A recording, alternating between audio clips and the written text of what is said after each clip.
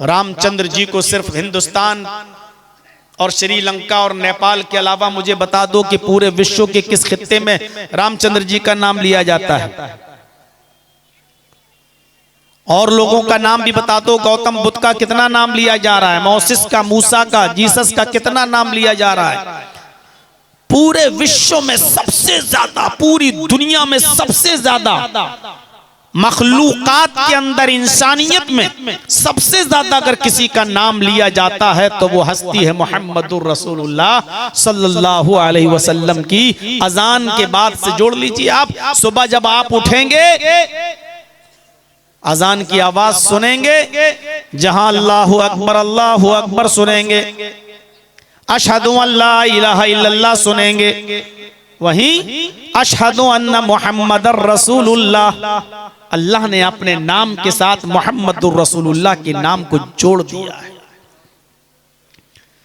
अगर ला इलाहा इल्लल्लाह पे ना अजान खत्म हो जाएगी तो अजान के बाद की दुआ में नाम लेना पड़ेगा मुहम्मदुर रसूलुल्लाह का। अल्लाहुम्मा रब्ब हाज़िहि दावति ताम्मा व सलातिल काइमा आती मुहम्मदनिल वसीला वल फजीला, आती मुहम्मदनिल वसीला, मुहम्मदुर रसूलुल्लाह का नाम लेना पड़ेगा। अगर वुजू बनाते वक्त बिस्मिल्लाह पढ़ोगे तो वुजू के बाद की दुआ में मुहम्मदुर रसूलुल्लाह का नाम लेना पड़ेगा। अशहदु अल्ला इलाहा इल्लल्लाह व अशहदु अन्ना मुहम्मदन अब्दुहु व रसूलुहु, आपको मुहम्मदुर रसूलुल्लाह का नाम लेना पड़ेगा। अगर नमाज में अल्लाहु अकबर कहकर तकबीर तहरीमा के जरिए, अल्लाह के नाम के जरिए नमाज शुरू करोगे तो नमाज खत्म करने से पहले आपको अस्सलामु अलैका अय्युहन नबी और अशहदु अल्ला इलाहा इल्लल्लाह व अशहदु अन्ना मुहम्मदन अब्दुहु व रसूलुहु, और सलाम फेरने से पहले अल्लाहुम्मा सल्ली अला मुहम्मद अल्लाहुम्मा बारिक अला मुहम्मद, आपको मुहम्मदुर रसूलुल्लाह का नाम लेना पड़ेगा। तखय्युल की शाहराह पर थोड़ी देर के लिए सवार होकर सोचिए कि मुहम्मदुर रसूलुल्लाह का नाम पूरे विश्व में, पूरी दुनिया में कितना लिया जा रहा है। नराशंस मोहम्मद सल्लल्लाहु अलैहि वसल्लम ही हैं। और ओस्ट्रा यस्य परवाहिड़ो बधु बंतो द्युदशा, ओस्ट्रा मानी ऊंट, उनकी प्यारी सवारी ऊंटनी होगी। आप अक्सर ऊंट पर बैठकर सफर किया करते थे, यहां तक कि आपने हज्जतुल विदा का जो खुतबा दिया वो भी आपने कस्वा नामी ऊंटनी के ऊपर बैठकर उस पर कजाबा कसने का हुक्म दिया और उस पर बैठकर आपने हज्जतुल विदा का खुतबा दिया। आप अक्सर सफर ऊंट पर बैठकर किया करते थे। इस मंत्र से एक तो ये पता चलता है कि वो उस जमाने में आएंगे जब ऊंटों पर सफर किया जाता होगा। उसकी प्यारी सवारी ऊंटनी होगी। उस्ट्रा यस्य परवाहिड़ो, बधू, बधू कहते हैं बहु बीवी को, द्यू 2 और दशा 10, बधू मन तो द्यू दशा, जिसकी 2 और 10 बीवियां होंगी। 2 और 10 कितनी हो गई? 2 और 10 प्लस यानी 12, जिसकी 12 बीवियां होंगी। मुहम्मदुर रसूलुल्लाह सल्लल्लाहु अलैहि वसल्लम की 11 तो बीवियों के नाम हदीस की किताबों में मिलते हैं, और एक वो मारिया किप्तिया जिसके बतन से भी अल्लाह के नबी सल्लल्लाहु अलैहि वसल्लम का एक बेटा पैदा हुआ, जिसका नाम आपने इब्राहिम रखा था। मुकौकिस के बादशाह ने 2 लड़कियां, 2 बांदियां तोहफे में भेजी थी। एक का नाम था सीरीन और एक का नाम था मारिया। सीरीन को अल्लाह के रसूल ने हसन इब्ने साबित को दे दिया था और मारिया को आपने खुद रख लिया था। मारिया के बतन से आपका एक बेटा पैदा हुआ जिसका नाम था इब्राहिम। मारिया को भी जोड़ लिया जाए तो ऐसे 12 बीवियों की तादाद सिर्फ मुहम्मदुर रसूलुल्लाह की दिखाई देती है। यानी 12 बीवियों वाला अंतिम ऋषि, आखिरी पैगंबर होगा जो आपकी किताबों में लिखा गया है। और फिर उसमें यह कहा गया कि वो जमाने में आएंगे जब सारी अवाम और सारी जनता जब जानवरों की तरह हो जाएगी। इसमें कोई शक नहीं कि अरब का वो जमाना, जिस जमाने में मुहम्मदुर रसूलुल्लाह ने कदम रखा, बिल्कुल हैवानियत से भरा हुआ जमाना था। जानवर बन चुके थे लोग, इंसानियत बाकी नहीं रह गई थी। जुआ इतना खेलते थे कि पढ़िए जादुल माआद, जुआ खेलकर जब रकम हार जाते थे तो मकान लगा दिया करते थे, और मकान भी जब जुए में हार जाते थे तो अपनी बीवी जुए में लगा दिया करते थे, लेकिन कहते थे अभी भी हमारी हार नहीं हुई है, अभी भी हमारे पास बहुत कुछ है लगाने को। और जब बीवी भी जुए में हार जाते थे तो अपनी जवान बेटी जुए में लगा दिया करते थे।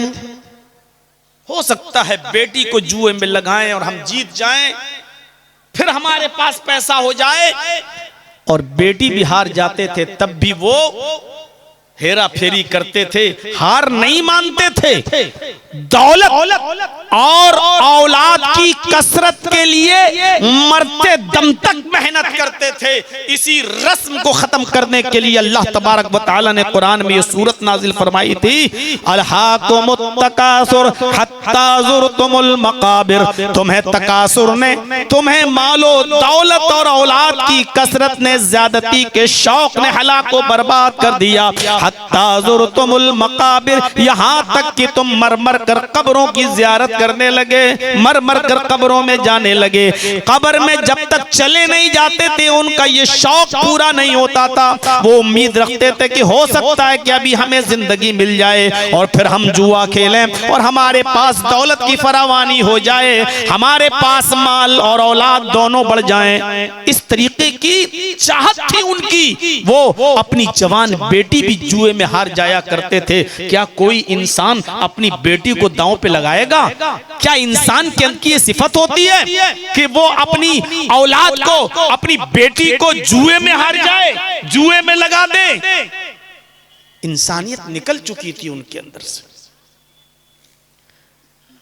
उनके अंदर एक सिफत ये भी थे कि वो भूखमरी के डर से अपनी औलाद को कत्ल कर दिया करते थे। ये बच्चा बड़ा होकर मेरे साथ खाएगा।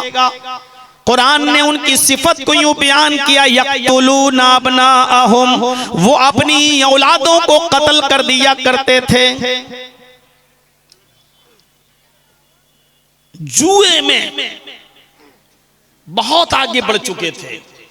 शराब नोशी की तो कोई इंतहा नहीं थी। इस बात से आप अंदाजा लगा सकते हैं, इब्नुल क़य्यिम लिखते हैं मेरे भाइयों कि जब उनके घर में कोई बच्चा पैदा होता था तो उस बच्चे के हलक में सबसे पहले शराब के कतरे, शराब की बूंदें डाली जाती थी। जैसे हमारे यहाँ कोई बच्चा पैदा होता है तो शहद वगैरह चटाया जाता है, बच्चे को ऐसे शहद लिया जाता है, उसके जबान में लगाया जाता है। अरब के अंदर जब कोई बच्चा पैदा होता था तो उस बच्चे की हलक में सबसे पहले शराब का कतरा डाला जाता था, और इस पर फख्र होता था, गर्व होता था कि बहुत बड़ा कारनामा अंजाम दे दिया। बाप दादा की रस्म और रवाज को हमने जिंदा रखा। शराब इतनी पिया करते थे, या वो खाना खाने बैठा करते थे तो पानी की जगह पर वो शराब रख लिया करते थे। जैसे आज हमारी मौजूदा और मॉडर्न जमाने के लोग खाना खाते हैं तो पेप्सी, थम्स अप, कैंपा की बोतल अपने पास रख लेते हैं, खाना खाते जाते हैं और कोल्ड ड्रिंक पीते जाते हैं। अरब के लोग खाना खाते जाते थे और शराब पीते जाते थे। इब्नुल क़य्यिम अल जौज़ी लिखते हैं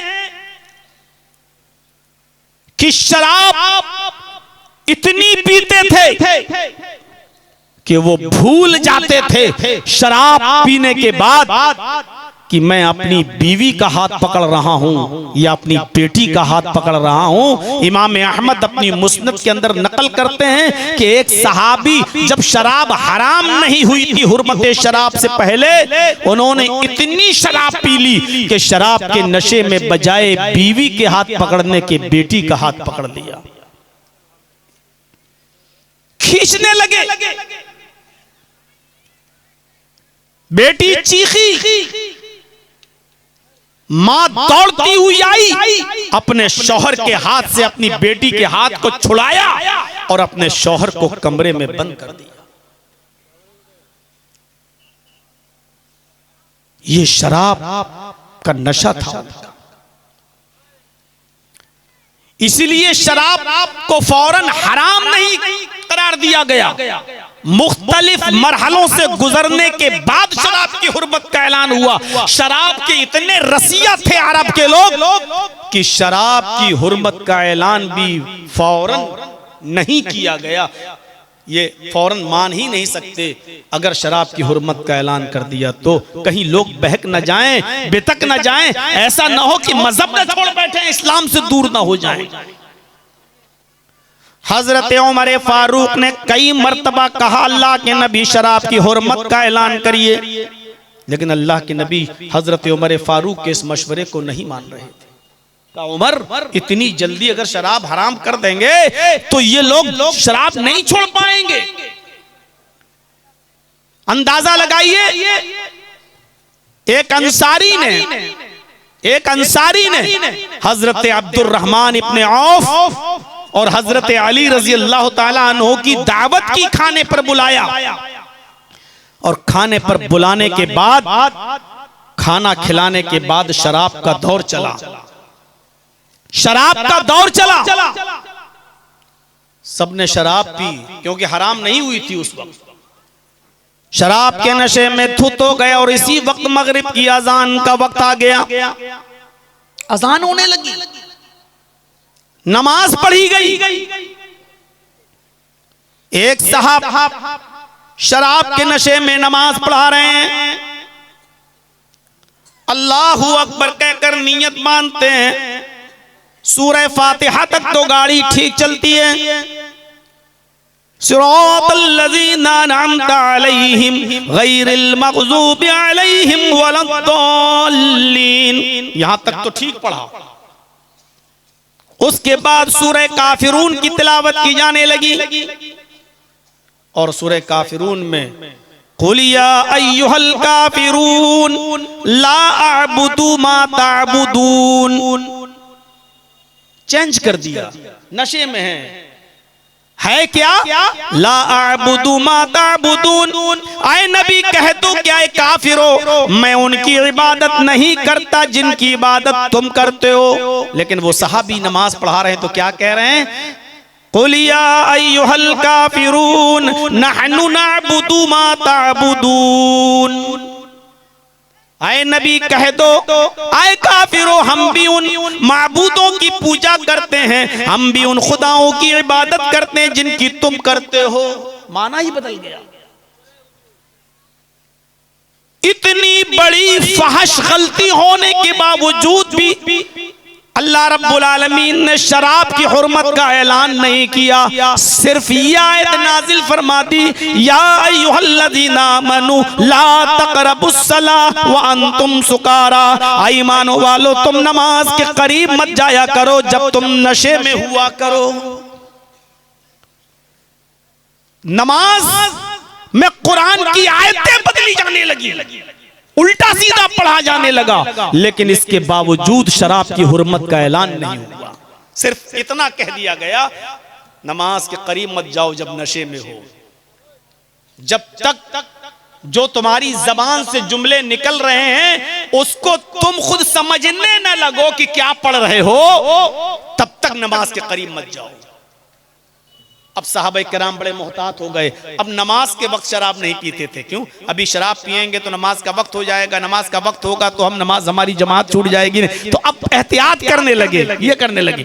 लेकिन एक वक्त आया मदीने के अंदर, शराब के नशे में अंसार और मुहाजिर जब दोनों लड़ गए, पढ़िए हाफिज इब्ने कसीर ने तफसीर इब्ने कसीर के अंदर नकल किया है, जब दोनों लोग लड़ गए शराब के नशे में, अंसारी कहने लगे हम तुमसे अफजल, मुहाजिरीन कहने लगे हम तुमसे अफजल, अंसार कहने लगे अल्लाह के रसूल सल्लल्लाहु अलैहि वसल्लम को हमने पनाह दी, तुम भूखे और नंगे मक्के से चलकर हमारे पास आए थे, हमने तुम्हें घर दिया रहने के लिए, तुम्हें बसेरा दिया, तुम्हें ठिकाना दिया, तुम्हारे पास कुछ नहीं था, हमने तुम्हें आबाद किया और आज तुम हमसे अफजल बनते हो।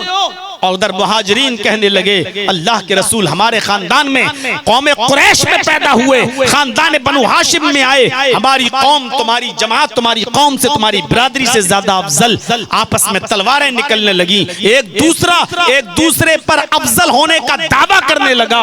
उस मौके पर अल्लाह तबारक व तआला ने शराब को मुकम्मल तौर पर हराम करार दे दिया और ये आयतें नाजिल फरमाई, या अय्युहल्लज़ीना आमनू इन्नमल खम्रु वल मैसिरु वल अंसाबु वल अज़लामु रिज्सुम मिन अमलिश शैतान फज्तनिबूहु लअल्लकुम तुफ्लिहून। गौर कीजिए आप, शराब के नशे में वो बेटी का हाथ पकड़ने लगे, इंसानियत बाकी नहीं रह गई थी।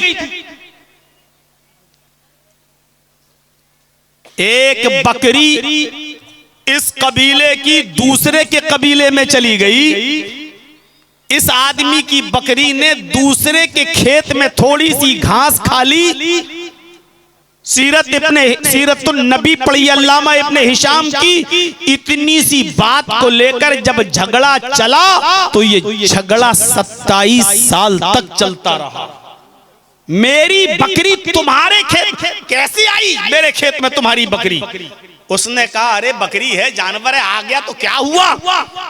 बस इतनी सी बात को लेकर जब झगड़ा चला दोनों कौमों में, दोनों बिरादरियों में, दोनों कबीलों में, दोनों खानदानों में, तो ये झगड़ा 27 साल तक चलता है, 27 साल तक। और दोनों तरफ से मरने वालों की तादाद जब गिनी गई तो तादाद हो गई 40,000।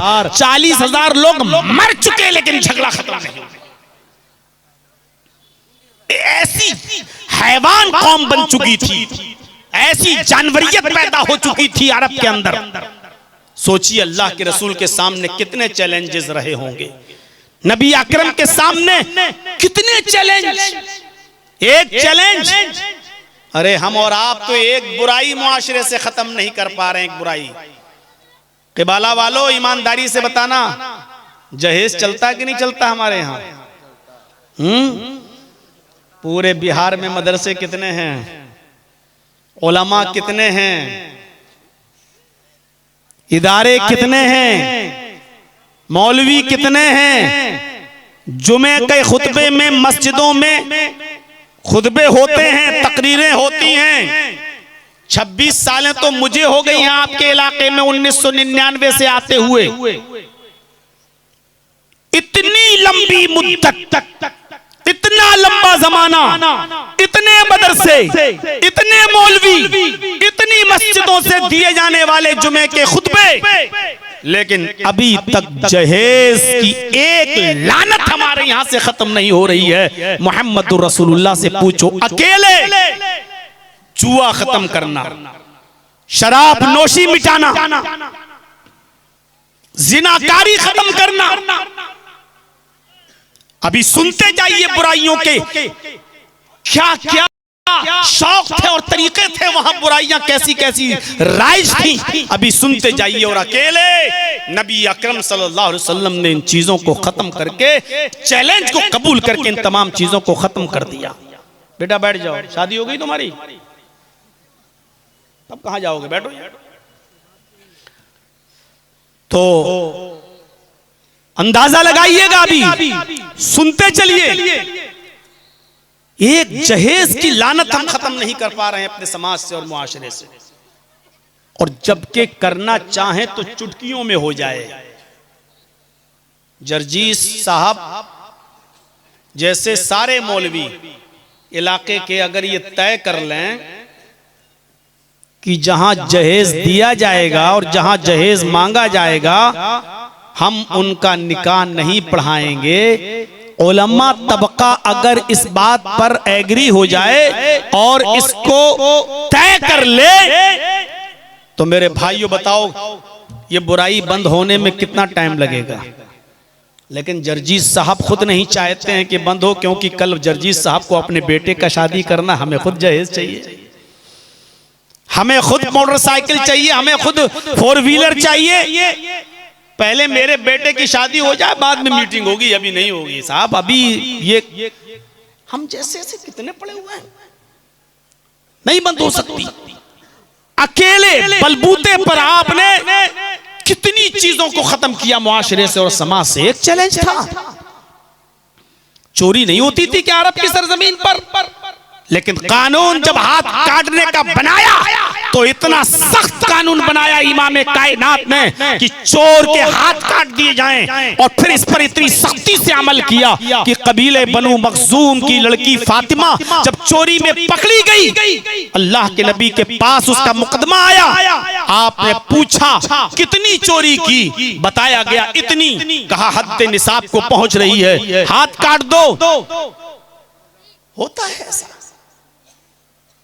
बेटा जल्दी निकल जाओ, या तो जाओ या फिर बैठे रहो, एक काम करो। मेरे साथियों सुनो, इतना सख्त कानून। अब वहां यह हुआ कि इतने ऊंचे घर की लड़की का हाथ काटा जाएगा, फातिमा नामी लड़की का, बनु मखजूम की कबीले की लड़की, बड़े ऊंचे घर की, बड़े साहब की बेटी, अरे नाक कट जाएगी, नाक कट जाएगी। ओफो, किसको भेजा गया अल्लाह के नबी के पास? मशवरा हुआ कि ऐसे आदमी को भेजो जो अल्लाह के रसूल के बहुत करीब हो और अल्लाह के रसूल उसकी बात न टालें। तो जानते हो मशवरे में क्या तय हुआ? हजरत उसामा इब्ने जैद को भेजा जाए। हजरत उसामा को भेजा गया कि जाओ अल्लाह के नबी से कहना कि बड़े ऊंचे घर की लड़की है, अगर उसका हाथ कट गया तो नाक कट जाएगी। लोग क्या कहेंगे कि देखो मोहम्मद ना अमीर देखता है, ना गरीब देखता है, ना ऊंचा खानदान देखता है, ना ऊंची नस्ल। हजरत उसामा जब ये सिफारिश लेकर आए और कहने लगे कि अल्लाह के रसूल बहुत ऊंचे घर की लड़की है, हमसे गुजारिश की गई कि आपकी बात अल्लाह के नबी मान लेंगे, आप सिफारिश कीजिए, आप उसको छोड़ दीजिए, कितना अच्छा होगा, समाज में हमारी नाक नहीं कटेगी। तो अल्लाह के नबी ने उसामा की बात, सबसे करीबी शख्स की बात, जिगरी दोस्त की बात क्या कहकर काट दी? आपने कहा उसामा फी हद मिन हुदूदिल्लाह, अल्लाह की हदों में से एक हद को तोड़ने की सिफारिश करने आए हो। चोरी की सजा में हाथ काटने का कानून मैंने नहीं बनाया है, अल्लाह की तरफ से जिब्राइल ये कानून लेके आए हैं। अस्सारिक़ु वस्सारिक़तु फ़क़्तऊ अयदियहुमा, चोरी करने वाले मर्द का और चोरी करने वाली औरत का दोनों का हाथ काट डाला जाए। ये कानून अल्लाह की तरफ से नाफिज किया हुआ है और तुम मेरे पास सिफारिश लेके आए हो, जाओ और उसका हाथ काट दो। उसका हाथ काट दिया गया। तब अल्लाह के नबी ने जोरदार और शानदार अल्फाज में कहा था कि आज कबीले बनु मखजूम की लड़की का जो हाथ काटा गया है उसको देखकर कोई यह न कहे कि मैंने दुश्मनी में हाथ काटा है, बल्कि ये अल्लाह का कानून था जो मैंने पूरा किया है। अगर उसकी जगह पर मेरी अपनी बेटी होती, आपने कसम खाकर कहा, पढ़िए बुखारी, वल्लाही लौ अन्ना फातिमा बिन्त मोहम्मद सरकत लक़तअतु यदहा, अगर आज उसकी जगह पर मेरी अपनी बेटी, मेरी अपनी लख्त जिगर फातिमा ने भी चोरी की होती तो मैं उसका भी हाथ काट देता। इस तरीके से आपने चोरी को खत्म किया और चोरी के सारे चोर दरवाजों को भी आपने बंद किया। एक चैलेंज था नबी अकरम के सामने। शराब की हुर्मत का जब ऐलान हुआ तो शराब ऐसे मदीने में बह रही थी।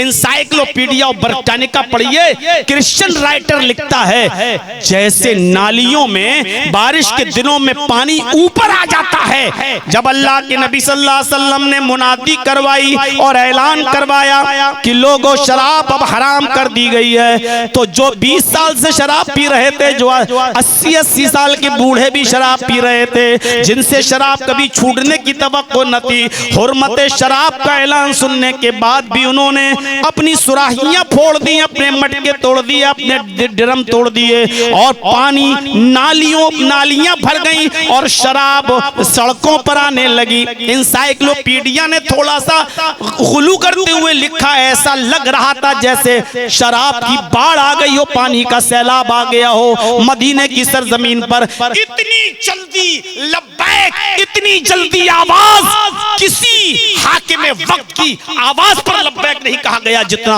मोहम्मद रसूलुल्लाह सल्लल्लाहु अलैहि वसल्लम की आवाज पर लब्बैक कहा गया। गवर्नमेंट आज भी सिगरेट की डिब्बियों पर लिखती है cigarette smoking is injurious to health, cigarette health के लिए नुकसानदेह है। लिखने के बावजूद मुझे बताओ कितने लोग ये सिगरेट छोड़ते हैं। गवर्नमेंट की बात को भी इतनी आसानी से कोई नहीं मानता जितनी जल्दी मोहम्मद रसूलुल्लाह सल्लल्लाहु अलैहि वसल्लम की आवाज पर लब्बैक कहा गया। जहां ये कानों में आवाज गई कि शराब हराम हो गई, ड्रम फेंक दिए, उड़ेल दिए, मटके तोड़ दिए, सुराहियां फोड़ दी। जाम जो उनके होंठों तक पहुंच चुका था, एक एक घूंट दो दो घूंट जो पी चुके थे उन्होंने भी अपने लबों से होंठों से हटा दिया और ऐलान सुनने के बाद नालियों में वो शराब को बहा दिया। इतनी जल्दी किसी की आवाज पर लब्बैक नहीं कहा गया जितनी जल्दी मोहम्मद रसूलुल्लाह की आवाज पर लब्बैक कहा गया। हम अपने समाज पे गौर करें, हम तो छोटी सी मामूली चीज नहीं छोड़ पाते हैं, बीड़ी नहीं, सिगरेट नहीं, तंबाकू नहीं, खैनी नहीं, मसाला नहीं। हुर्मत शराब के ऐलान के बाद सहाबा ने शराब के मटके तोड़े। ऐसी इताअत और फरमा बरदारी का सबूत दिया मोहम्मद रसूलुल्लाह की आवाज पर। गौर कीजिए, जिनाकारी भी अपने उरूज पर थी। जब शादियां ही गलत तरीके से होती थी तो बुराइयां कितनी होंगी। हमारे यहां जो शादियां होती हैं उस पर एक नजर डाल लीजिए, हर इलाके की अलग अलग है। अरब के अंदर शादी कैसी होती थी, पढ़िए बुखारी किताबुन निकाह। हजरत आयशा सिद्दीका फरमाती हैं जमाने जाहिलियत में निकाह के 4 तरीके थे। एक तरीका तो ऐसा ही था जैसे हमारे और आपके यहाँ होता है, ये बहुत कम लोग अपनाते थे। चंद लोग जो बहुत शरीफ थे ये तरीका अपनाते थे, लड़के वाला लड़की वाले को पैगाम देता है और निकाह हो जाता है। ये बहुत कम था वहां पर, जैसे आटे में नमक, बहुत कम था। शादी का जो एक खतरनाक तरीका था बुखारी की रिवायत के मुताबिक, उस तरीके पर जरा गौर कीजिए क्या था। ये शादी थी, जरा सोचिए शादी जब ऐसी होती होगी तो बुराइयां कैसी होती होंगी। एक लड़का किसी लड़की को निकाह का पैगाम देता और फिर वक्त पर शादी होती। एक लड़का किसी लड़की को निकाह का पैगाम देता, फिर शादी होती। शादी के बाद वो अपनी बीवी को अपने घर लाता, लेकिन उसके साथ शबे जुफाफ नहीं मनाता, रात नहीं गुजारता। नहीं नहीं नहीं, बीवी मेरी, लेकिन वो खुद नहीं सोता अपनी बीवी के साथ। जिस दिन लाया उस दिन आराम करवाया, कमरे में बैठो लेटो, खुद नहीं गया उसके पास। और दूसरे दिन अपनी बीवी को अपने किसी दोस्त के हवाले कर दिया करता था। मुफस्सल अगर आपको ज़माने जाहिलियत के निकाह की तफसील पढ़ना हो तो सफ़ीउर रहमान साहब मुबारकपुरी रहमतुल्लाह अलैह की किताब अर्रहीकुल मख्तूम के अंदर जहां ज़माने जाहिलियत का जिक्र किया गया वहां ये मंजर देख सकते हैं, पढ़ सकते हैं आप। हजरत सफ़ीउर रहमान साहब मुबारकपुरी रहमतुल्लाह अलैह ने लिखा है बुखारी के हवाले से कि ये इतना बुरा दस्तूर था कि लड़का अपनी बीवी को किसी दोस्त के या किसी दूसरे के हवाले कर देता था। वो लड़का, वो उसका दोस्त उसकी बीवी को अपने साथ लाता था और अपने पास रखता था, और इतने दिन वो अपने पास रखता था जब तक कि उस आदमी से हमल नहीं ठहर जाता था, गर्भ नहीं ठहर जाता था। इसकी बीवी जो इसने दूसरे को पेश की है उस आदमी से प्रेग्नेंट नहीं हो जाती थी, तब तक अपने घर नहीं बुलाता था। और जब वो उसका दोस्त इसको बताता कि तुम्हारी बीवी प्रेग्नेंट हो गई, हामिला हो गई, तब ये उसको बुलाकर लाता और उसको अपनी बीवी बनाता, अपने घर लाता। और ऐसा इसलिए किया जाता कि उनका अकीदा, उनकी आस्था, उनका बिलीव ये था, उनका विश्वास ये था कि ऐसा करने से बच्चा नेक पैदा होगा, ऐसा करने से बच्चा शरीफ और नेक पैदा होगा। ये शादी थी, शादी। ये दूसरा तरीका था शादी का। पहला तरीका मैं बता चुका हूं, वही था जो आज हमारे और आपके यहां, लेकिन बहुत कम लोगों में। दूसरा तरीका ये था, शादी करके लाता, खुद नहीं सोता, दूसरे के हवाले कर देता, उससे प्रेग्नेंट हो जाती, तब उसको लेके आता, अपनी बीवी बनाता। और ऐसा इसलिए किया जाता ताकि बच्चा नेक पैदा हो। शादी का एक तीसरा तरीका देखिए क्या था। एक ही लड़की के पास 3 से ज्यादा और 10 तक लोग जाते थे। 3, 4, 5, 6, 7, 8, 9, 10, बस 10 से ज्यादा नहीं। एक ही लड़की के पास जाते, उसके साथ जिना करते। जब पता चल जाता कि ये प्रेग्नेंट हो गई, तब जाना छोड़ देते। और जब बच्चा पैदा होता तो वो औरत उन सबको बुलाती जितने उसके पास जा चुके हैं। 3, 4, 5, 10 तक जितने लोग उसके साथ जिना किए, आज बच्चा पैदा हुआ, वो उन सबको बुलाती और कहती कि तुम सब हमारे पास आए, तुम सब ने हमारे साथ रात गुजारी, हमारे साथ शारीरिक संबंध बनाया, हमारे साथ तुम लोगों ने जिस्मानी ताल्लुकात कायम किए। सब कहते कि हाँ सच है कि हमने जिस्मानी ताल्लुकात बनाए। कहा बच्चा पैदा हुआ है। अब वो औरत उस बच्चे को उठाती और इतने लोगों में से जिसकी गोद में रखना चाहती रख देती। मतलब 5 आदमी आए या 9 आदमी आए या 10 आदमी आए, बच्चे को उठाकर जिसके भी गोद में रख देती। ये उसी का बच्चा मान लिया जाता, ये उसकी बीवी मान ली जाती, वो उसका शौहर मान लिया जाता। और इस तरीके से वो आदमी इस बच्चे को और इस औरत को लेकर अपने घर चला जाता। अब ये दोनों मियां बीवी हो गए और ये बच्चा उस आदमी का बच्चा बन जाता।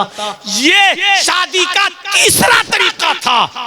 गौर करो, जब शादियां ऐसे होती थी तो बुराइयां किस उरूज पर होंगी हम अंदाजा लगाएं। मोहम्मद रसूलुल्लाह के सामने कितने चैलेंज था, कितनी परेशानियां थी, कितना बड़ा चैलेंज था इन तमाम बुराइयों को खत्म करने का। आज कहते हैं मौलाना साहब समाज कैसे सुधरेगा। समाज में अभी इतनी बुराई नहीं है, लेकिन इतनी नहीं कि एक औरत के साथ 10 आदमी जा रहे हो और वो जिसकी गोद में बच्चा रख दे। हाँ बुराइयां हैं, ये हम भी जानते हैं। और कल तो मुझे टॉपिक ही दिया गया था बोलने के लिए, बताया गया था मौलाना साहब हमारे गांव का माहौल बहुत खराब है। यहाँ शादियों के बाद भी 4-4, 5-5 बच्चों की अम्मा भी दूसरों के साथ भाग जाती है बच्चे छोड़कर। अल्लाह न करे कि आपके यहाँ पर भी ये माहौल हो, और हो तो अल्लाह रब्बुल आलमीन हमारी माँ बहनों को हिदायत दे, हमारे भाइयों को भी हिदायत दे। मेरे भाइयों तसव्वुर कर रहे हैं आप, ये शादी का तीसरा तरीका। और चौथा तरीका बड़ा खतरनाक। एक और तरीका सुन लीजिए शादी का क्या था। औरतें अपने घर की छत पर हरी झंडियां लगा दिया करती थीं। औरत अपने घर पर हरी झंडी लगा दिया करती थी। इसका मतलब यह था कि मैं फ्री हूं और जो भी मेरे पास आना चाहे आ जाए। पूरे साल तक लोग उसके पास आते थे, पूरे साल तक। और इसमें तादाद बढ़ भी जाती थी, काफी लोग हो जाते थे। और जब 9 महीने के बाद उस औरत के बच्चा होता था, तब वो उन सबको बुलाती थी जितने लोग इस 9 महीने में उसके पास आए।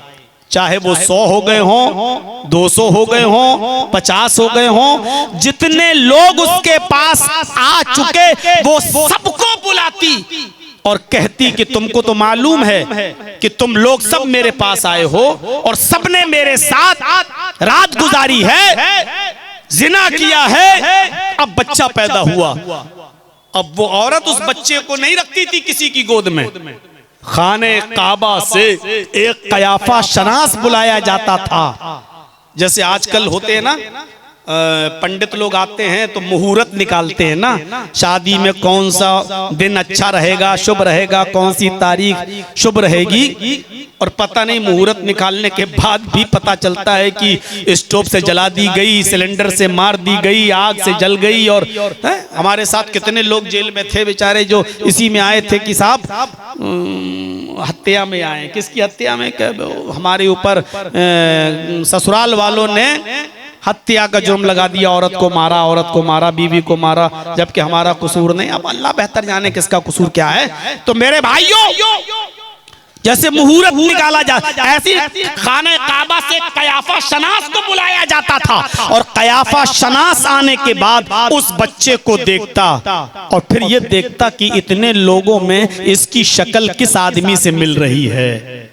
कयाफा शनास उसकी शक्ल को मैच करता, मिलाता, टेली करता, किससे मिल रही है। फिर वो उस बच्चे की शक्ल से जिसकी शक्ल मिल रही होती उसी की गोद में ये बच्चा रख देता और उस औरत को उस आदमी के हवाले कर देता और कहता कि ये तेरी बीवी, ये तेरा शौहर, ये तेरा बच्चा, अब आज के बाद ये तेरी बीवी है, जाओ ले जाओ। इस तरीके से शादी का ये चौथा तरीका था।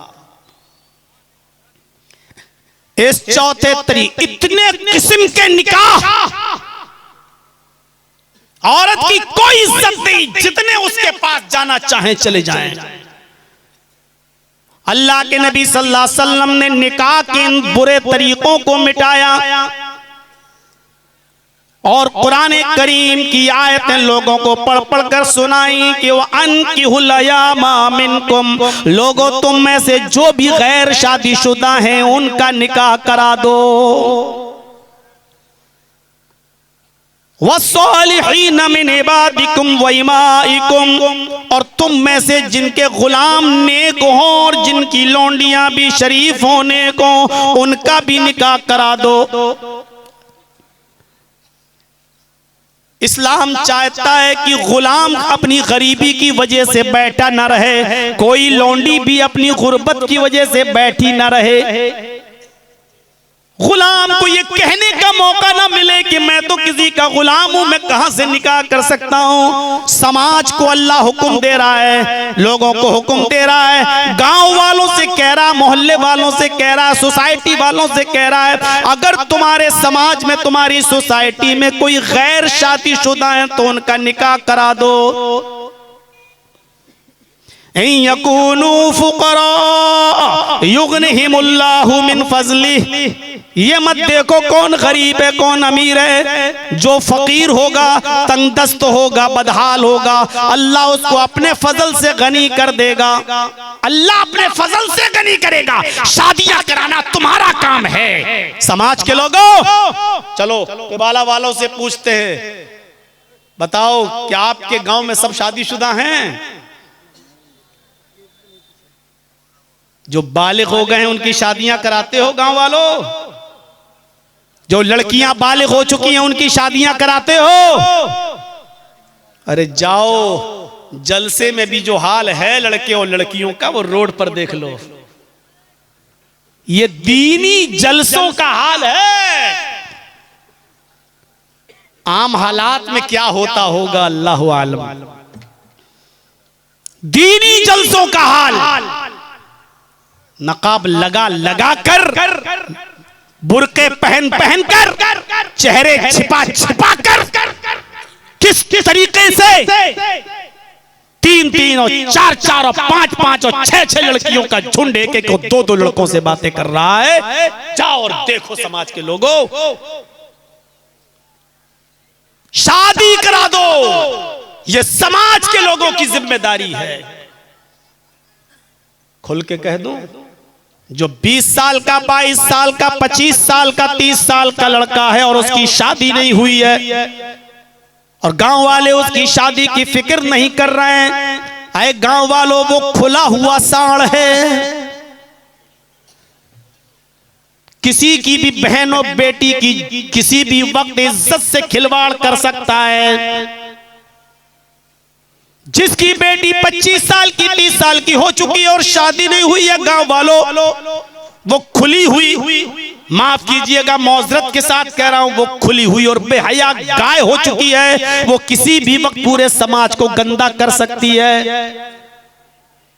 इसलिए अल्लाह ने कहा वान की हुलायामा मिनकुम, तुम में से जो गैर शादीशुदा हैं, लड़के हो या लड़कियां, उनका निकाह करा दो। और लड़के और लड़कियां ही नहीं, बल्कि यहां तक फरमाया वस्सालिहीन मिन इबादिकुम व इमाइकुम,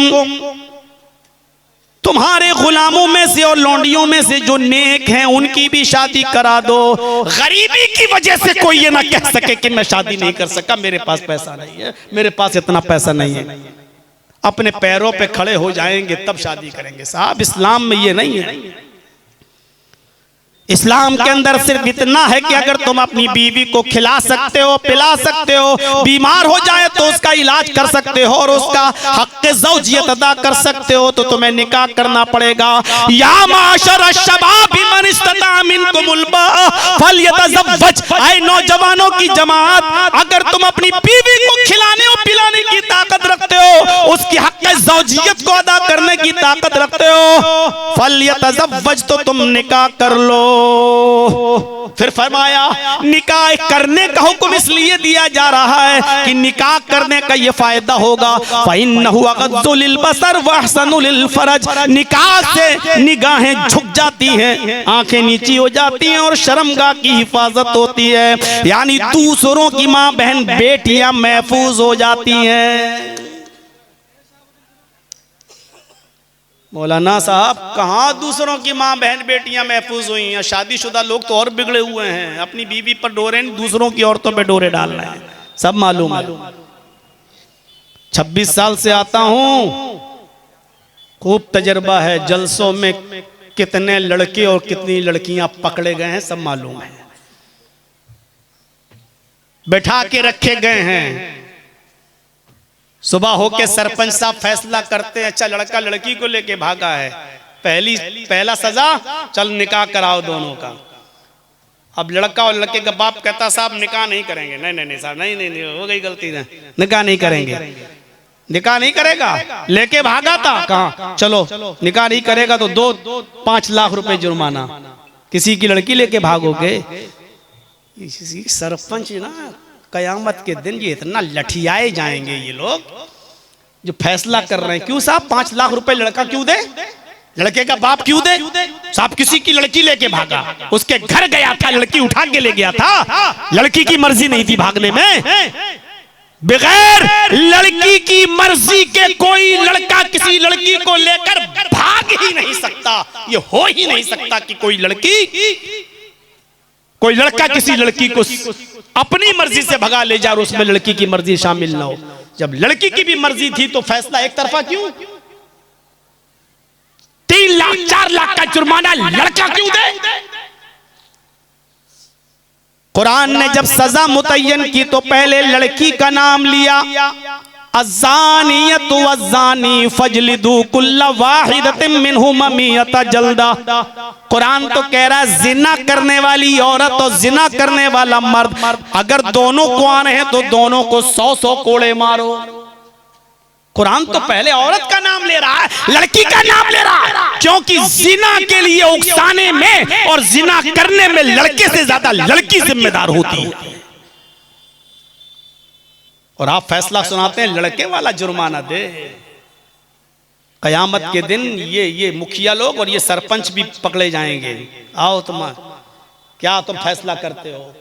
मैं ये बात इसलिए कह रहा हूं क्योंकि बहुत सी जगहों पर फैसले मैंने देखे हैं, इसी कटिहार में और इसी पूर्णिया में और अररिया में गांव वालों ने ये फैसले सुनाए। इस बुनियाद पर मैं कह रहा हूं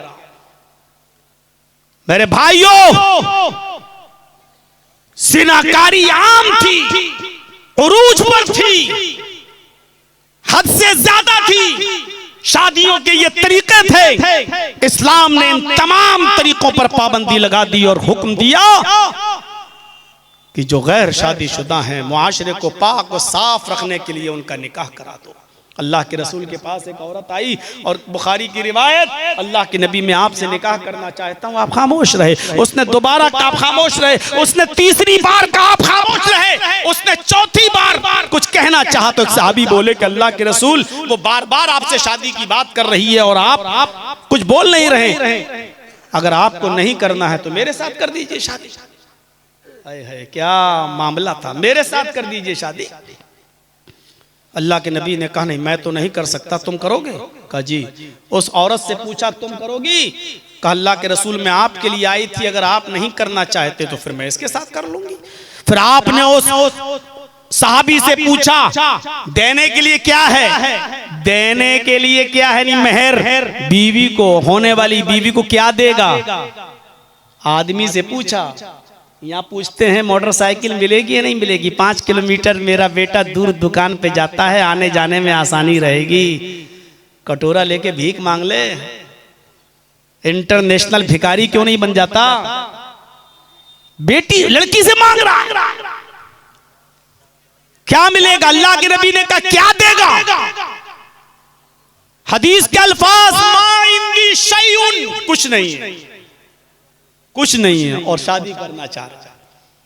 अल्लाह के नबी ने फरमाया जाओ और घर में कुछ तलाश करके लाओ, जो भी हो घर में, मेहर में दो। वो घर गया और लौट के आया और कहता अल्लाह के रसूल कुछ नहीं मिला। आपने दोबारा भेजा, इल्तमिस खातम मिनल हदीद, लोहे की अंगूठी मिल जाए तो वही ले आ।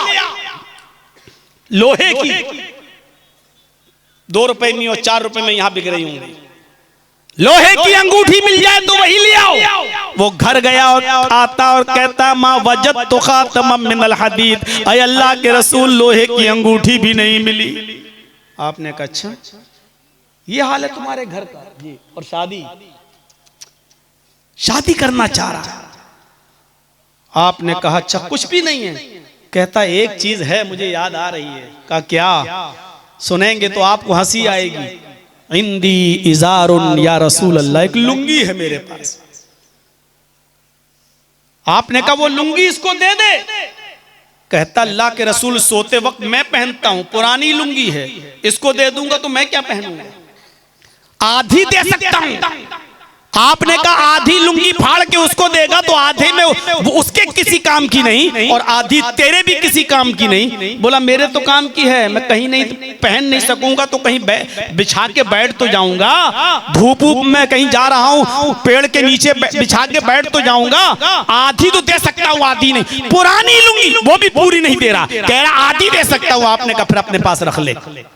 अच्छा ये बता कुरान कितना याद है? अफसोस सुनिए और अफसोस कीजिए, हम और आप अपने आप दौलत नहीं, सोना नहीं, चांदी नहीं, जवाहरात नहीं, पैसा नहीं, कुछ नहीं, यहां तक कि लोहे की अंगूठी भी नहीं। लेकिन पूछा कि कुरान कितना याद है? उसने कहा अल्लाह के रसूल सूरह मुल्क याद, सूरह हश्र याद, सूरह हक़ याद, सूरह क़यामा याद, सूरह नबा याद।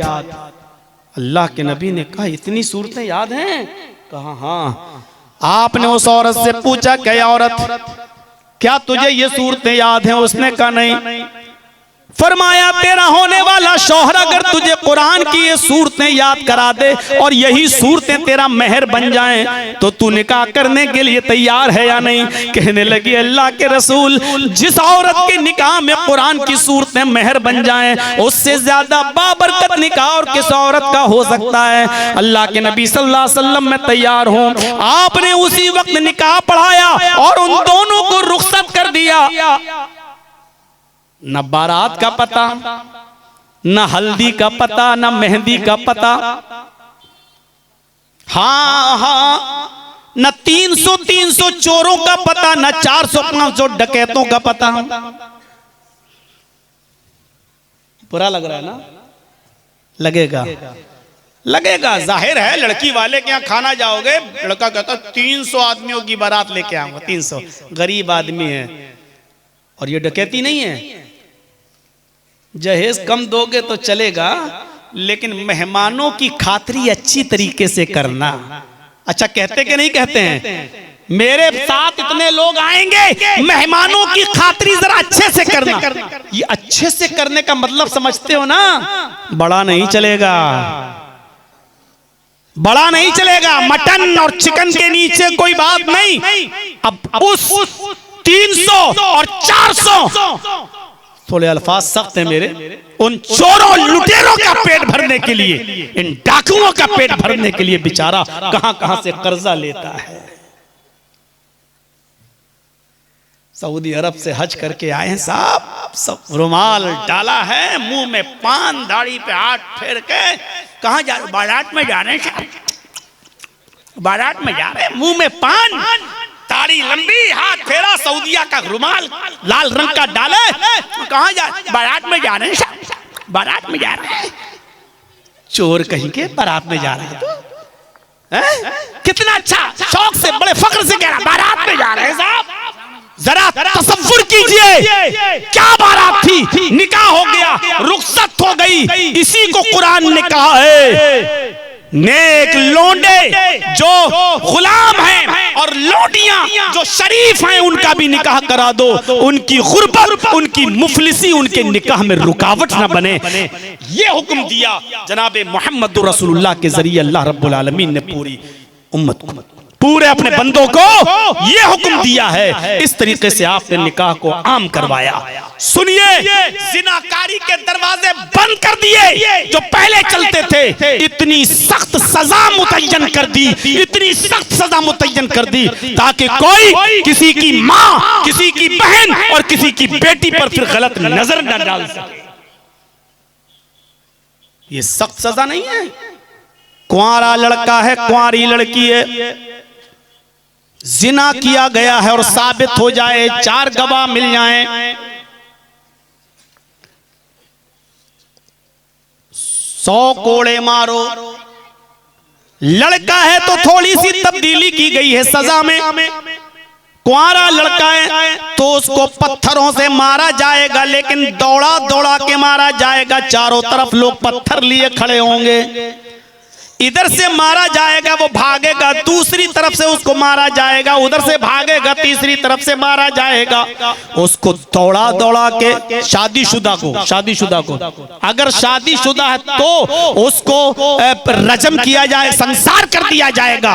और कुंवारा है तो उसको 100 कोड़े मारे जाएंगे।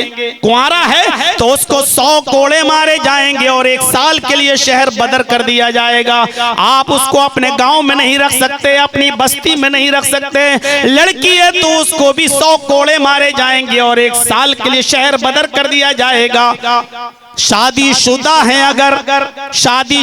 अगर तो उनको पत्थरों से उस वक्त तक मारा जाएगा जब तक कि उनकी रूह ना निकल जाए। मर्द को दौड़ा दौड़ा के मारा जाएगा, लेकिन औरत को दौड़ाया नहीं जाएगा। उसको सीने के बराबर जमीन में गाड़ दिया जाएगा और उसको पत्थरों से मारा जाएगा उस वक्त तक जब तक कि उसकी रूह न निकल जाए। माइज इब्ने मालिक अस्लमी को पत्थरों से दौड़ा दौड़ा के मारा गया था और अल्लाह के नबी के पास एक औरत आई, काम दिया, जिसने कहा था अल्लाह के रसूल इन्नी कद असब्तुल हद्द या रसूल अल्लाह, हाय अल्लाह के रसूल मैं हद को पहुंच चुकी हूँ, जंगल में मुझसे जिना हो गया है। आपने फरमाया होश व हवास में बोल रही हो?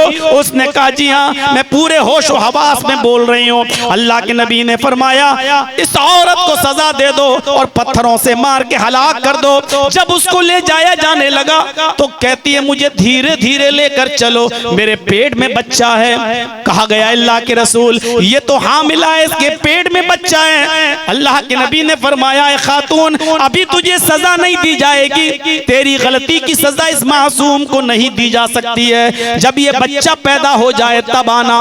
वो गई और 9 महीने के बाद जब बच्चा पैदा हो गया तब लेकर आई। अल्लाह के नबी ने कहा इसको सजा दे दो।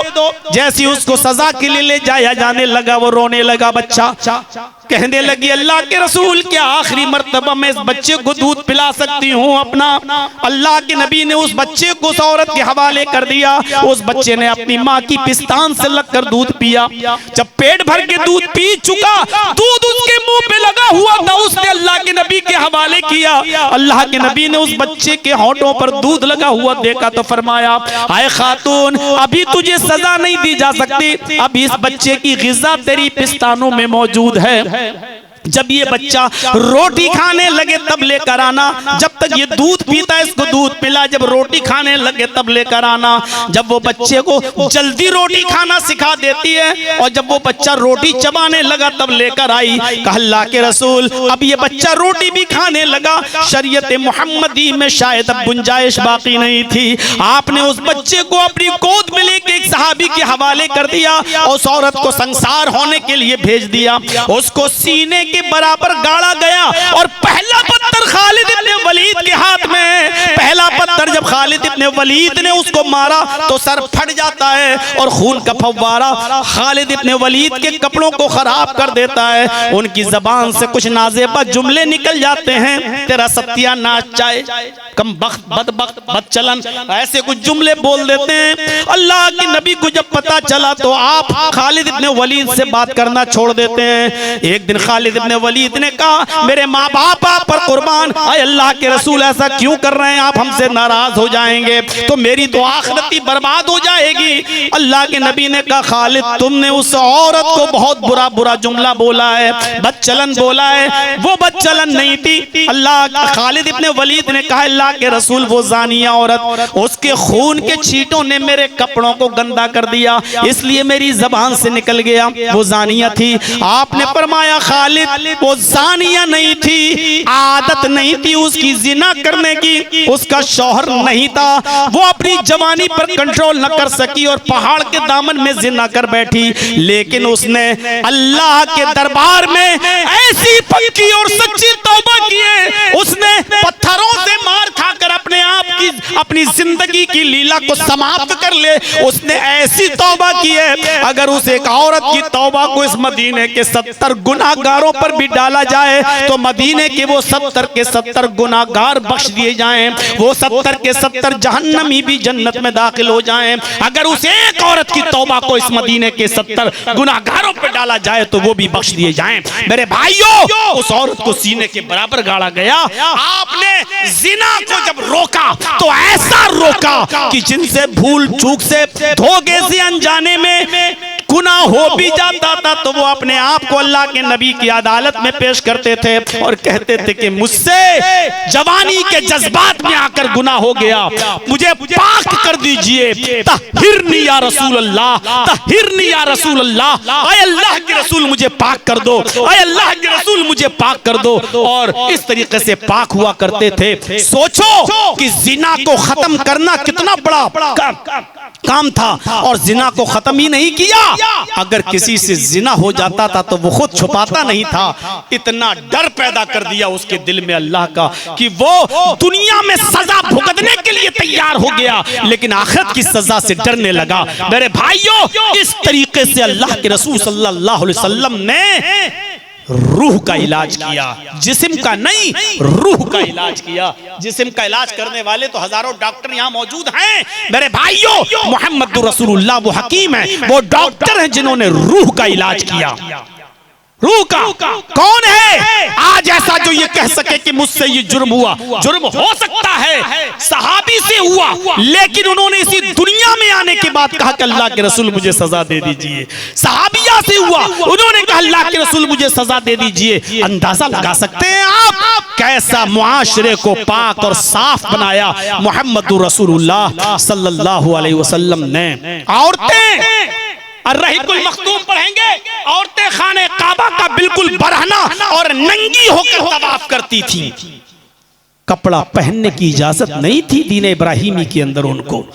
औरतें खाने काबा का बिल्कुल बरहना होकर नमाज पढ़ते तवाफ करती थी। कमा वलदत उम्मुहा, जैसा कि उनकी माँ ने उन्हें आज ही पैदा किया, जैसे माँ के पेट से पैदा होने वाला बच्चा नंगा होता है, उसके जिस्म पर कोई कपड़ा नहीं होता, ऐसे ही खाने काबा का औरतें बिल्कुल बरहना और नंगी होकर तवाफ किया करती थीं।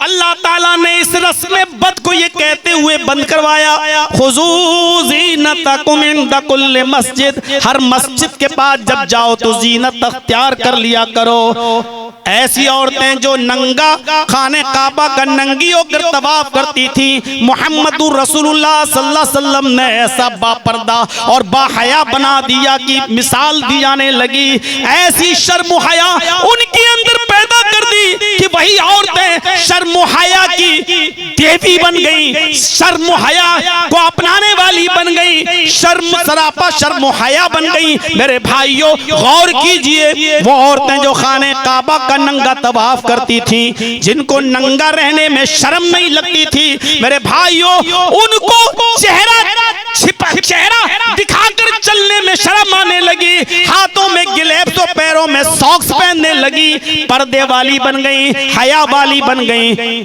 ऐसी औरतें बन गई कि हजरत फातिमा इंतकाल के वक्त कहने लगी, हाय अली जब मेरा इंतकाल हो जाए तो मुझे दिन के उजाले में नहीं, रात की तारीकी में इशा की नमाज के बाद मुझे दफनाने ले जाना। कहा आए फातिमा तुम मेरी बीवी नहीं मोहम्मदुर रसूलुल्लाह की बेटी भी हो, ऐसा क्यों कह रही हो? अल्लाह हजरत अली ने हजरत फातिमा ने फरमाया, आए अली मैं नहीं चाहती हूँ कि मेरे जिस्म पर, मेरे मुर्दा जिस्म पर पड़े हुए कफन पर भी किसी गैर मर्द की नजर पड़े। ऐसी बाहया बन गई, इंतकाल के बाद भी मेरे मुर्दा जिस्म पर पड़े हुए कफन पर भी किसी की नजर पड़े, ऐसी बहया बन गई। ये ऐसा बापर्दा बनाया। गौर कीजिए, एक उम्मे खल्लाद है, अबू दाऊद किताबुल जिहाद पढ़िए, उम्मे खल्लाद है, उसका बेटा मैदान जंग में जंग करते करते शहीद हो जाता है।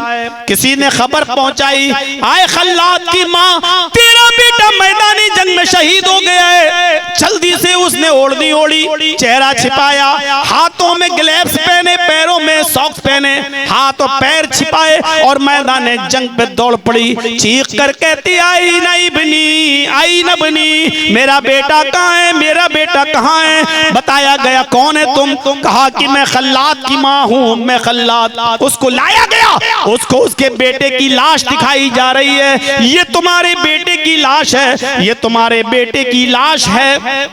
बेटे की लाश, बेटे की लाश को देखती है, आंखें खुली हैं, बस पूरा चेहरा छिपा है। सहाबा कह रहे हैं आए उम्मे खल्लाद, इस पोजीशन में तो लोग पागल हो जाते हैं। जो औरतें अपनी औलाद की, अपने बेटे की मौत की खबर सुनती हैं, वो अपना पागल सी हो जाती हैं, चेहरा नोचने लगती हैं, बाल बिखेरने लगती हैं। और तुम इस कंडीशन में भी पर्दा कर रही हो, इस कंडीशन में भी अपने बेटे को देखने आई हो कि तुम्हारा हाथ भी छिपा हुआ है, तुम्हारा पैर भी छिपा हुआ है, तुम्हारी सिर्फ आंखें दिख रही हैं, अपने बेटे को जरा सही से देख लो। कहने लगी हो मोहम्मद के साथियों, तुम लोगों की मौजूदगी में मैं अपने बेटे को कैसे देखूं? तुम लोगों की मौजूदगी में मैं अपने बेटे को कैसे देखूं? मैदान जंग में मैंने अपना बेटा खोया है, अपनी हया नहीं खोई। मैदान जंग में मैंने अपना बेटा खोया है, अपनी शर्म नहीं खोई। मैदान जंग में मैंने अपना बेटा खोया है, मैंने अपनी हया का जनाजा नहीं निकाला।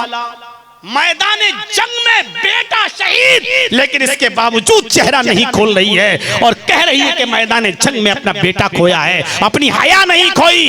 आए जलसों में आने वालों, तुम्हारी बेटियां इस दीनी जलसे में भी अपनी हया खो बैठी हैं, अपनी शर्म खोए बैठी हुई हैं। क्या क्या शॉपिंग कर रही हैं, जलसों में मेला लगा हुआ है, अपने बच्चों के साथ और दूसरों के साथ किस तरीके से घूम रही हैं। तुमने जलसों के मकसद को फौत कर दिया है और जलसों में मेला लगाकर मेरे भाइयों तुमने औरतों को आजाद कर दिया है। 26 साल से असर हो तो कैसे हो? हमारे चीखने का, चिल्लाने का, कुरान बोलने का और हदीस सुनाने का असर हो तो कैसे हो? जब कमेटियों पर, जलसों के कराने वालों पर जब मेला बंद कराने का असर नहीं हुआ अब तक, तो मेरे भाइयों औरतें कैसे मान जाएं, उनकी बेपर्दगी कैसे रुक जाए? नहीं रुक सकती है, नहीं रुक सकती है। मीटिंगों पे मीटिंग होंगी, तमाम मीटिंगें होंगी, शेरशाहबादी में मेले बंद होना चाहिए, रात में जल्द से ज्यादा रात तक नहीं चलना चाहिए, 12 बजे तक जल्द से बंद, सब कुछ मीटिंगें होंगी। लेकिन एक मीटिंग के बाद सुबह होकर वो सारे की सारी चीजों पर फिर पानी फिर जाएगा, फिर वही हम अपने पुराने रवैये पे आ जाएंगे। मेरे भाइयों, जब तक इन जलसों में मेले बंद नहीं होंगे और यानियत बंद नहीं होगी, जब तक झूले बंद नहीं होंगे, चूड़ियों की दुकानें बंद नहीं होंगी, मेले और ठेले बंद नहीं होंगे, रब्बे काबा की कसम और यानियत बंद नहीं हो सकती है, नंगापन और बेपर्दगी बंद नहीं हो सकती है। आपके यहाँ बहुत केबाला वालों तारीखी जलसा होता है आपका, एक अच्छा मजमा होता है आपका। हाजी सुल्तान साहब के जमाने से मैं यहाँ चला आ रहा हूँ, अल्लाह उनकी कब्र को नूर से भर दे, गरीक़े रहमत फरमाए। वो जमाना था जब वो कहते थे, और एक जमाना था जब अपने गांव के लोग हमें बताते थे, और जब यहाँ आता था तो पता चलता था कि जो नमाज छोड़ता था उसको पनिशमेंट करते थे, उसको भी सजा मिलती थी। वो एक दौर था मेरे भाइयों, आज वो दौर कहाँ चला गया?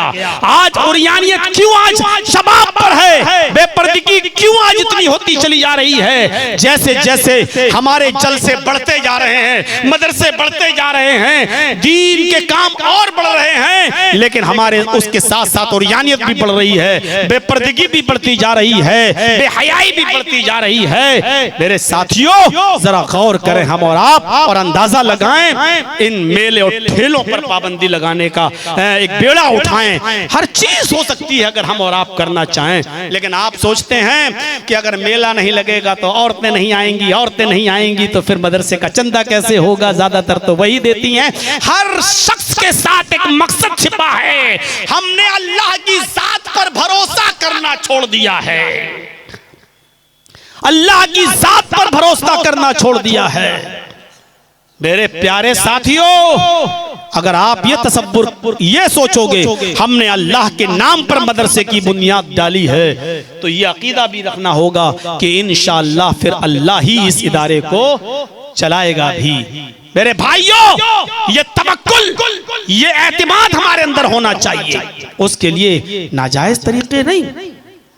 बिजली की चोरी चोरी है, चाहे आप सरकारी करें या किसी और की करें, चोरी चोरी है। अब आप हमारे उत्तर प्रदेश में ये ज्यादा होता है, कटिया डाल दी, लट्ठे बाहर खंबे पे तार डाला, अब उसी से सर्दियों भर हीटर भी जलेंगे तापने के लिए, और बड़े बड़े हाजी और नमाजी उसी पे गर्म पानी करेंगे, फिर वुजू भी बनाएंगे, जुमे के दिन नहाएंगे तो गर्म पानी करके चोरी की बिजली से। अभी रमजान का महीना जब आएगा तब आप देखिएगा 18-19 फरवरी से आप देखिएगा चोरी की बिजली पर हीटर जलाकर सहरी भी बनेगी, वुजू भी बनेगा, और रोजे भी रखे जाएंगे, इफ्तारी भी तैयार होगी। चोरी चोरी है, चाहे आप किसी की करें। इसी तरीके से गलत तरीके से भी अगर हम पैसा लेंगे तो तरीका गलत ही रहेगा, वो सही नहीं हो जाएगा। इसलिए कोशिश करिए कि हम अल्लाह पर एतमाद करें। एक वाक़या मैं आपको सुनाऊं, अल्लाह पर जब कोई एतमाद करता है तो अल्लाह कैसे रास्ता निकाल देता है। अल्लामा इब्ने रजब हम्बली की एक किताब है बड़ी मशहूर, जिसका नाम है तबक़ात हनाबिला।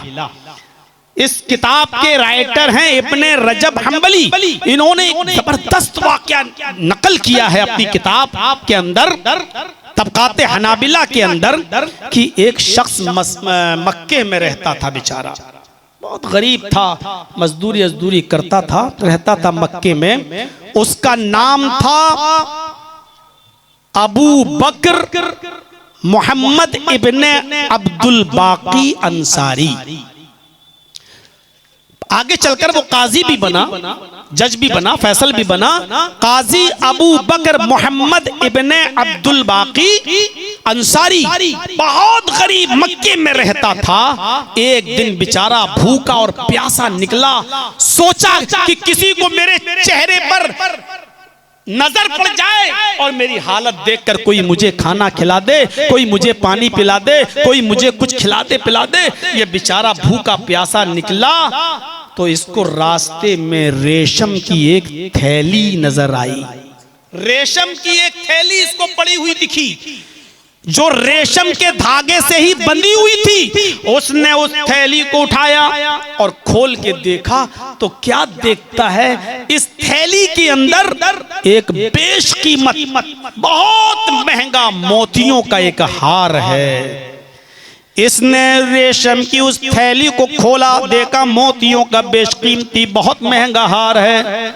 हार को देखकर खुश हो गया और उसने फिर से बांध दिया और इस थैली को लेकर अपने घर चला आया। इसने अपने घर में रख दिया थैली को। सोचा कि चलिए अब तो हमारे दिन बदल जाएंगे, अगर अब इसको बेचेंगे तो अब हमारे दिन फिर जाएंगे। अब चलें बाहर कुछ मेहनत करते हैं, मजदूरी करते हैं, शायद कुछ मिल जाए। तो ये फिर घर से निकला और थैली को अपने घर रखाया, मोतियों के हार को अपने घर रख के आ गया। जैसे ये खाने काबा के करीब पहुंचता है मक्के के अंदर, तो क्या देखता है कि एक बुजुर्ग आदमी ऐलान कर रहा है, एक बुजुर्ग आदमी ऐलान कर रहे हैं, मेरे पास 500 अशरफियां हैं, मेरे पास ये 500 अशरफियां हैं, लेकिन ये अशरफियां मैं उसी को दूंगा जो मुझे मेरी रेशम की थैली वापस कर देगा। मेरी रेशम की थैली गुम हो गई है, मैं रेशम की थैली देने वाले को ये 500 अशरफियां बतौर गिफ्ट, बतौर इनाम मैं उसे दूंगा। अबू बकर मोहम्मद इब्न अब्दुल बाकी ने सोचा कि ये थैली इसी आदमी की है, बुजुर्ग की है बेचारे की, आया होगा हज करने उम्रा करने तो इसकी गिर गई होगी। तो पूछा कि कैसी थी, उन्होंने अपनी कुछ खास पहचान बताई कि ऐसी ऐसी थी। उन्होंने कहा मेरे घर चलो। काजी अबू बकर मोहम्मद इब्न अब्दुल बाकी उनको अपने घर लाए, ये सोचकर कि चलो हमें ज्यादा मेहनत नहीं करना पड़ी, उसका मालिक मिल गया, अब जिसकी थी मैं उसको दे दूंगा, ये बेचारा 500 अशरफियां मुझे इनाम में देगा, चलो इसी से हमारा गुजर बसर चल जाएगा। खुश थे कि आज 500 अशरफियां मुझे मिल जाएंगी। उस बुजुर्ग को वो अपने घर लाए और जब अलामत पूछी तो उन्होंने वही अलामत बताई कि रेशम की थैली रेशम के धागे से बंधी हुई और उसमें मोतियों का एक हार है और उसमें इतने इतने मोती। जब गिने गए तो उतने मोती निकले, वही चीज निकला। कहा कि हमारी है, इन्होंने दे दिया, लीजिए जब आपकी है तो आप लीजिए। अमानतदार थे, ईमानदार थे, लीजिए आप अपनी थैली। उन्होंने भी वादे के मुताबिक 500 अशरफियां उस नौजवान को दी, लीजिए। लेकिन इस नौजवान ने कहा मैं 500 अशरफियां नहीं ले सकता, ये मोतियों के हार को पहुंचाने की जिम्मेदारी मेरी थी, लेकिन अल्लाह ने मेरे लिए आसानी पैदा कर दी। जब आपकी थी तो आप इसके मालिक थे और हमने आपको दे दी, तो इसमें हम 500 अशरफियां क्यों लें, हमने कोई मेहनत थोड़ी की है।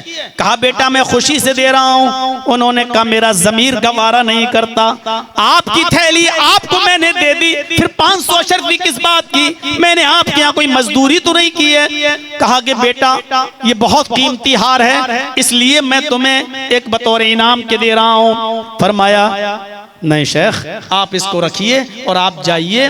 कहा बेटा तुम भूखे भी हो, कहा कुछ भी हो, मैं 500 अशरफियां नहीं ले सकता, मेरा ज़मीर मेरा दिल गवारा नहीं कर रहा है। ये थैली आपकी थी, मैंने आप तक पहुंचा दिया है। बहुत देने की कोशिश की बुजुर्ग ने, लेकिन इन्होंने वो 500 अशरफियां नहीं ली। वो बुजुर्ग चला गया, हज वज किया, उम्रा वगैरह किया और अपना मुल्क वापस चला गया। 5, 6, 10 साल तक काजी अबू बकर मोहम्मद इब्ने अब्दुल बाकी उसी मक्के के अंदर रहते हैं और एक दिन अपने मुल्क वापस जाना चाहते हैं, अपने वतन वापस जाना चाहते हैं। अब ये अपने वतन की तरफ जा रहे हैं, मक्का छोड़ रहे हैं, अपने वतन की तरफ जा रहे हैं। जरा सुनिएगा, बड़ा दिलचस्प वाकया है। जब काजी अबू बकर इब्ने मोहम्मद अपने वतन जाने के लिए तैयार हुए तो समंदर का रास्ता अख्तियार किया। एक कश्ती के ऊपर बैठ गए, बहुत से मुसाफिर उसमें बैठे हुए थे, ये भी उसमें बैठ गए। कश्ती जब बीचों बीच समंदर में पहुंची तो आंधी और तूफान की शिकार हो गई और कश्ती टूट गई। कश्ती टूट गई। जितने मुसाफिर उसमें बैठे हुए थे एक एक करके सारे मुसाफिर डूब गए। जितने मुसाफिर उसमें बैठे थे एक एक करके उसमें सब डूब गए। अबू बकर मोहम्मद इब्ने अब्दुल बाकी की जबान सुनिए, उन्हीं की जबानी सुनिए। कहते हैं कि मुझे अल्लाह ताला ने बचा लिया। जब कश्ती टूटी तो उसके एक तख्ते पर मैं बैठा हुआ था और समंदर की मौजें, समंदर की लहरें उस तख्ते को लिए जा रही थी। कई दिनों कई रातें उस तख्ते को मौजें उड़ेलती रही, ले जाती रही। और एक दिन आया कि मैं बिल्कुल समंदर के किनारे पहुंच गया। जब पहुंचा तो क्या देखता हूं कि मैं एक जजीरे पर पहुंच गया, एक जजीरे पर पहुंच गया। मैं वहां उठा, उस जजीरे के लोग मुसलमान थे। मुझे आजान की आने वाली आवाज सुनाई दी। मैं मस्जिद में चला गया, मैंने नमाज पढ़ी। नमाज पढ़ने के बाद लोग अपने अपने घरों पे चले गए। मैं उसी मस्जिद में रह गया और मैं कुरान पढ़ने लगा। उस जजीरे के लोगों ने मुझसे कहा, क्या आप कुरान पढ़ना जानते हैं? मैंने कहा अल्हम्दुलिल्लाह। अब उस जजीरे के बहुत से लोग हमसे कुरान पढ़ने लगे, बड़े भी, छोटे भी, बच्चे भी, जवान भी हमसे कुरान पढ़ने लगे। एक दो महीने मैंने लोगों को कुरान पढ़ाया। एक दिन उन्होंने मुझे लिखते हुए देखा तो पूछा, क्या आप लिखना भी जानते हो? मैंने कहा अल्हम्दुलिल्लाह, मैं खत्तात भी हूँ, मैं लिखना भी जानता हूँ। उन्होंने कहा मुझे आप लिखना भी सिखा दीजिए। मैं उनको लिखना और पढ़ना दोनों सिखाने लगा। उन लोगों ने मुझे उस मस्जिद का इमाम बना दिया। मैं उस मस्जिद में रहने लगा। एक दिन आया कि उस गांव के लोगों ने मुझे बताया कि आया अबू बकर मोहम्मद, हमारे गांव में, हमारे कबीले में एक यतीम बच्ची है जिसका बाप अभी 3-4 साल पहले इंतकाल कर गया है। बड़ी नेक और शरीफ बेटी है वो। मैं चाहता हूं कि आपका निकाह उस लड़की से करा दिया जाए। पढ़ी लिखी लड़की है, नेक लड़की है, स्वालिहा है, बड़ी दीनदार लड़की है। और उस गरीब यतीम बाप की बेटी है, जो बाप इंतकाल कर गया उसकी बेटी है। इन्होंने मना किया, लेकिन लोगों ने कहा ये अच्छी बात नहीं, आप जवान भी हैं, तंदुरुस्त भी हैं और आप हमारे यहाँ इमामत भी करते हैं, ये हमारा फर्ज है कि हम आपका निकाह भी करा दें। उस गरीब यतीम लड़की से इनका निकाह करा दिया गया। ये तैयार हो गए। जब निकाह करा दिया गया तो निकाह के बाद इनको शब उरूसी में भेजा गया, जहां बीवी थी उनके पास भेजा गया। वो बीवी जो दुल्हन बनी बैठी थी, जब ये खुलवत खाने में उसके पास जाते हैं तो इनकी नजर अपनी बीवी के गले पर पड़ती है। क्या देखते हैं कि उसके गले में मोतियों का एक हार है, और ये वही हार है हूबहू जो हार मुझे 10-12 साल पहले मक्के मुअज्जिमा में मिला था। बेशकीमत, बहुत कीमती हार। ये उस हार को देखने लगे, कहते हैं कि मेरी हरकत बड़ी नाजेबा समझी गई। लड़की कहने लगी, बीवी कहने लगी कि बड़े अजीब इंसान हो, मैं आपकी बीवी और आप मेरी तरफ नहीं देखते हैं, आप इस हार की तरफ देख रहे हैं, आप कुछ लालची नजर आते हैं। कहा नहीं मेरी बीवी, मेरे अंदर कोई लालच नहीं है, मैं इस हार को इसलिए देख रहा हूं कि यही ऐसा ही एक हार कुछ सालों पहले मुझे मक्के मुअज्जिमा में पड़ा हुआ मिला था। मक्के मुअज्जिमा में पड़ा हुआ मिला था, ऐसा ही बल्कि यही हार मुझे मक्के मुअज्जिमा में पड़ा हुआ मिला था। इस हार को एक बुजुर्ग ऐलान कर रहे थे कि मेरा खो गया है, अगर कोई दे देगा तो मैं 500 अशरफियां उसको दूंगा। मैं उनको अपने घर लाया और ये हार मैंने उनके हवाले कर दिया। उन्होंने 500 अशरफियां मुझे दी, लेकिन मेरे ज़मीर ने गवारा नहीं किया। मैं भूखा था, लेकिन अल्लाह पर मेरा तवक्कुल था, अल्लाह पर भरोसा था। इन्होंने बहुत देने की कोशिश की, लेकिन मैंने 500 अशरफियां नहीं ली और उस बुजुर्ग का हार उनको वापस कर दिया। वो अपना हज और उम्रा करके वापस आ गए। उसके बाद आया गया मामला हो गया, लेकिन आज वो हार मैं तुम्हारे गले में देख रहा हूं। लड़की कहती है सुभान अल्लाह, सुभान अल्लाह, अरे मेरे प्यारे शौहर वो मेरे बाप थे, अभी चंद दिनों चंद सालों पहले उनका इंतकाल हुआ है। वो हर नमाज के बाद ये दुआ मांगा करते थे कि अल्लाह इस दुनिया में मैंने एक ही अमानतदार और ईमानदार लड़का देखा है जिसने मेरा कीमती मोतियों का हार बिला मुआवजे वापस कर दिया। आय अल्लाह मेरी बेटी भी जवान होने जा रही है, ऐसा कोई इंतजाम फरमाते कि मैं अपनी बेटी का निकाह उस लड़के के साथ कर दूं। मेरे बाप तो इस दुनिया में न रहे, लेकिन अल्लाह ताला ने आपको मेरे पास पहुंचा कर मेरे बाप की दुआ को कबूल फरमा लिया। हाँ मेरे शौहर, ये वही हार है जो आपने मेरे बाप को पेश किया था, दिया था, और उनसे 500 अशरफियां भी नहीं ली थी। उन्होंने अपनी बीवी के साथ मुलाकात की। सुबह ये वाकया जब गांव में बताया तो तमाम लोग ये कहते थे कि आए अबू बकर मोहम्मद इब्ने अब्दुल बाकी, वो बुजुर्ग इस मस्जिद में रो रो कर दुआ मांगता था और कहता था कि अल्लाह उस लड़के को हम तक पहुंचा दे, उस नौजवान को हम तक पहुंचा दे, उसका यहाँ आने का कोई इंतजाम फरमा दे ताकि मैं अपनी बेटी का निकाह उसके साथ कर दूं। मेरे भाइयों, ये होता है अल्लाह पर तवक्कुल और अल्लाह पर भरोसा करने का इनाम, और दुआ की मकबूलियत का ऐसा दुआ की जो मकबूलियत होती है, ये दुआ मांगने का सिला। मेरे प्यारे साथियों, अल्लाह पर भरोसा करना सीखिए। अल्लाह के नाम पे आप मस्जिदें बनवाते हो, अल्लाह के नाम पे आप इदारे कायम करते हो, तो अल्लाह इंशाअल्लाह इनको चलाएगा भी और अल्लाह इंतजाम भी फरमाएगा। लेकिन ये तमाम खुराफातों को मेरे भाइयों बंद कीजिए, क्योंकि अगर जलसों में इस्लाह ना हो तो बेकार है, जलसों में अगर बेपर्दगी खत्म ना हो तो बेकार है। मेरे भाइयों, हमारे समाज, हमारे मुआशरे से बेपर्दगी खत्म होनी चाहिए। 1:45 बज चुके हैं और मैं जानता हूं कि इतनी रात तक अब जागना मुमकिन नहीं है। आप लोगों से गुजारिश है कि आप जो है अपने मोबाइल समेट लें, और आप लोगों से गुजारिश है जो यहाँ बैठे हुए हैं, मैं 10 मिनट 15 मिनट आपके बीच बैठता हूँ और इस इदारे के लिए आपसे सवाल करता हूँ, दामन फैलाता हूँ कि आप मेरे हाथ पर कुछ दें, तो इंशाअल्लाह मुझे उम्मीद है कि आप मेरी बात को जाये नहीं जाने देंगे, बेकार नहीं जाने देंगे। आप मुझे हाजी सुल्तान साहब के जमाने से याद करते चले आ रहे हैं और हर साल बुलाते हैं, इतनी मोहब्बत करते हैं, तो आप मेरी बात भी मानेंगे।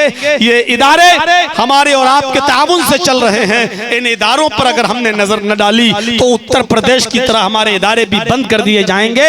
इदारे बंद नहीं होना चाहिए मेरे भाइयों। यूपी में मदरसों पे बुलडोजर चल रहा है, आप बहुत खुश माहौल में रहते हैं। अल्लाह रब्बुल आलमीन आपके ऊपर ये साया डाला रहे और रहमत बरसाता रहे। जज़ाकुमुल्लाहु अहसनल जज़ा। अल्लाह से दुआ है कि मेरे भाइयों की जो बातें कही गई अल्लाह ताला कहने वालों और सुनने वालों को अमल की तौफीक अता फरमाए।